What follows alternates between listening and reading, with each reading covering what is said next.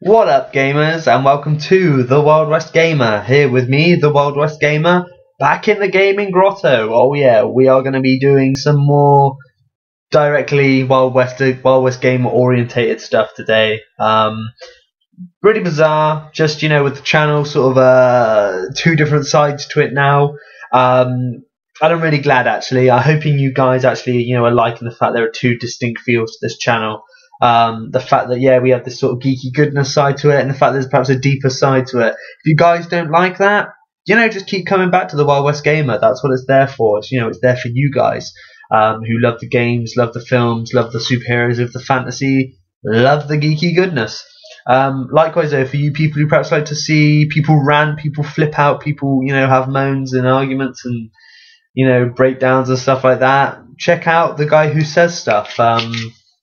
That's what it's there for. It's just for you guys to perhaps see the inner workings of someone's mind, see what they think about, see someone who's just honest about what they think. So yeah, there you go, guys. I hope that's how it is. But today, because it is the Wild West Gamer, I've got a film review. Just broke something, that was bad. Anyway, so yeah, film review. The Book of Eli. Oh yes, I watched that piece of shit the other day. Starring Denzel Washington. It's the worst fucking film I have ever watched in my entire life. I'm not even joking. There is just so much shit that goes on in that film that is dumb.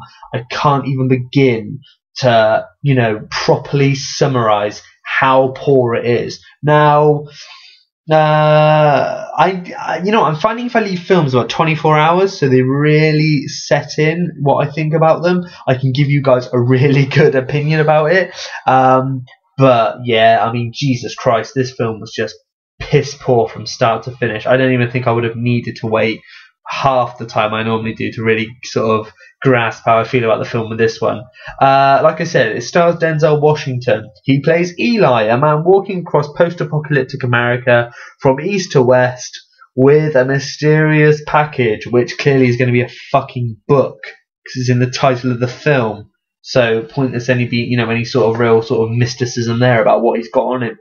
Along the way, he bumps into Gary Oldman, who's this crazy fucking town mayor bloke slash gangster. He also meets Mila Kunis, who looks far too clean and good looking for a post-apocalyptic world. And they have shenanigans. No, basically, Gary Oldman's character is looking for a book. That book turns out to be the Bible. Funnily enough, Eli has that book. Fucking coinky dink, hey? Mila Kunis and Denzel Washington, Eli's character, or whatever the fuck, Mila Kunis and Denzel Washington leave the town that Denzel Washington's basically being kept captive at, and they carry on their journey. With Gary Oldman hot in pursuit. Along the way, there's a little bit of character development, and then the film ends with a really shitty ending. And you want to know what the ending is? He's blind. Seriously, no, he's blind. That wasn't me taking the piss. That's not what I thought when I saw the ending of this film. No, he is actually blind in this film. Denzel Washington's character, Eli, in this film, sword fights, has gunfights, has brawls, applies medical, attention, survives sieges, blows stuff up, hunts, saves people's lives, all whilst being blind. Yeah? He ain't fluking this stuff, it's skill. How does it get round this, you may wonder?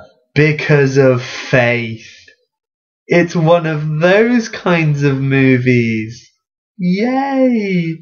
You know what I really don't like? I don't like when a film tries to force relationships on me. You know what I really don't like? When a film tries to force religion on me. This isn't like The Passion of the Christ. I can't walk into this one and go, I didn't know it was going to be about Jesus. No, this film is being sold as a post-apocalyptic, sci-fi-esque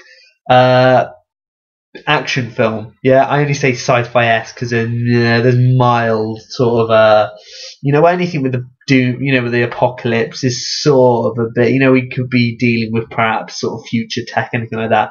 It's very loose sci-fi-esque. Yeah, it's very flimsy, barely any, if I'm actually honest. But yeah, no, this film is all about faith. It's all about the big G, yeah? Seriously, I do not understand why. This film is just fucking stupid.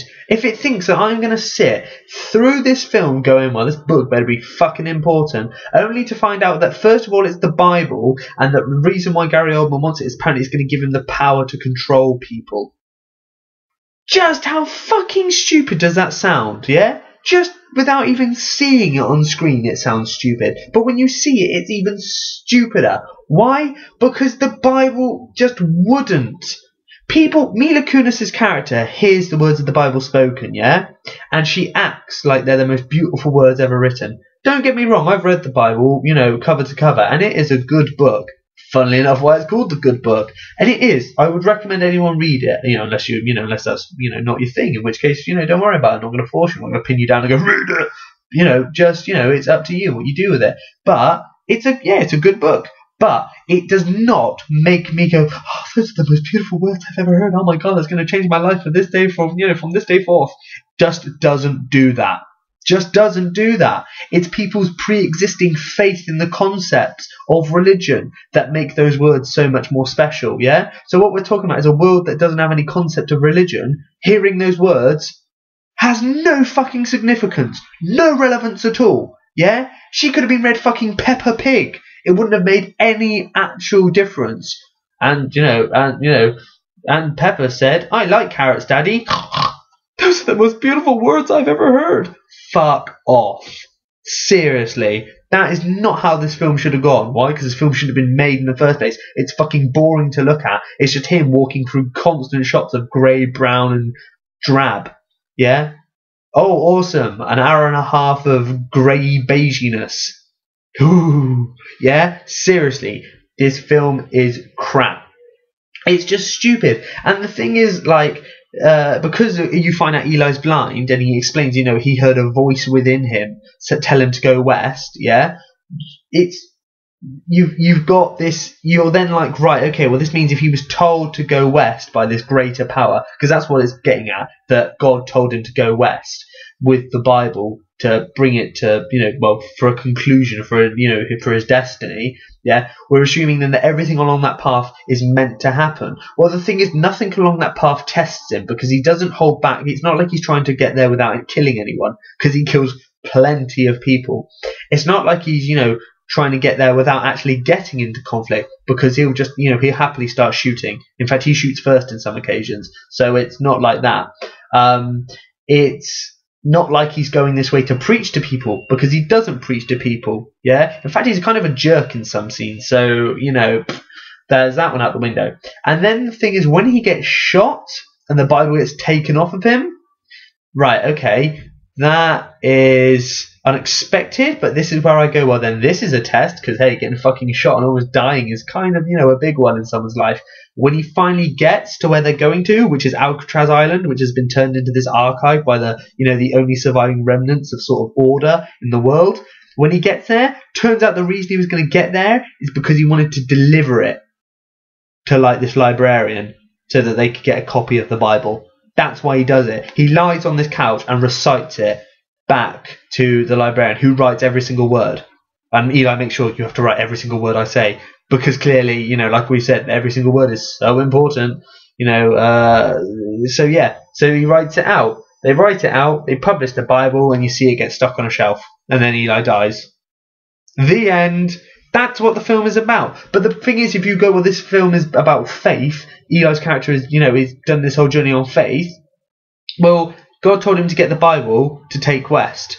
But he got the Bible. But the Bible got taken off of him, and then he got shot. And then he walked west anyway, got to where he was going, told it to the librarian, who copied it and made copies and reprinted the Bible. Oh yeah, because the Bible he carries is the last one in the world.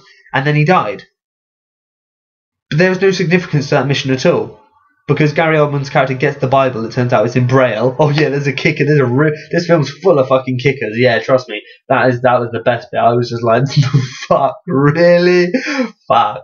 Because then, of course, after that bit, you're like, oh my god, wait, he's blind, and you see his eyes, and they're slightly, sort of clouded over, and you're like, what? It didn't make me go, oh my god, yeah, this film was about a massive, sort of act of faith. It's like, Denzel Washington's like a sci-fi, a samurai disciple. Wasn't that at all. It was just me going, the fucking hell, really? This is where this film went, and this is how this film thought it should show, religion in a post-apocalyptic world. Just no. It makes you actually go that God is kind of a cruel, twisted, so and so. Because if he makes a man who's blind fight his way across America only to get shot and have the thing that God has told him to guard with his life off of him, so that he can then carry on trying to get west, only to already know the Bible anyway, so there was no point in carrying it in the first place, to tell people so they can make more copies. That doesn't make me go, well, God's a nice guy. It doesn't. It really doesn't. It makes me go that just seemed like one big journey for just so that a guy could get shot and die. You might as well have just given God might as well have just given him a gun so he could shoot himself and save everyone a hassle. Then people go, oh yeah, but don't worry, because the point is that the Bibles get reprinted so they can be distributed out back into the world. But as I pre-established, without the concept of faith and religion, they're pointless. You don't learn faith from a Bible. You learn faith through yourself, because you want to believe in a creator, in a higher power. That's where you get it from. And if I'm at the age I could first read, if someone had just thrown a Bible to me and said, read it, I would have read it. But nothing about it goes, well, this is actually, this actually happened, or, this is just make-believe. Nothing actually indicates that. So I have no concept of what I'm supposed to gain from this, apart from I've read some nice words. That is it. That is the problem with this film. A guy dies for no reason because the rest of the world is fucking ignorant. Yeah? That's why I hate this film. Now, if you take away the actual overall message, which is a big dud in this film, the fight scenes and stuff like that, kind of cool. They're not bad. Yeah, Denzel Washington is certainly a bad motherfucker in this film. He cuts off arms, he stabs people, he, kicks a shit out of a good deal of people. Some alright gunfights. Nothing overly special though.